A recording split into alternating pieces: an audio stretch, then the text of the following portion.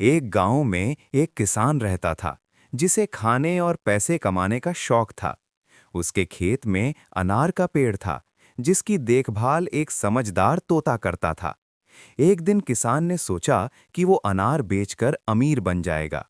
वो ट्रैक्टर में अनार भरकर बाजार की ओर निकल पड़ा, लेकिन तोता जोर से चिल्लाकर उसे खतरे की चेतावनी देता रहा। किसान ने उसकी बात अनसुनी कर दी। रास्ते में बारिश शुरू हुई, सड़क कीचड़ से भर गई और ट्रैक्टर फंस गया। अनार गिरने लगे और किसान रोने लगा। तभी तोता गांव से किसानों को बुलाकर लाया। सबने ट्रैक्टर निकाला और अनार बचा लिए। किसान मुस्कुराया, तोता रो पड़ा। लाइक सब्सक्राइब नहीं।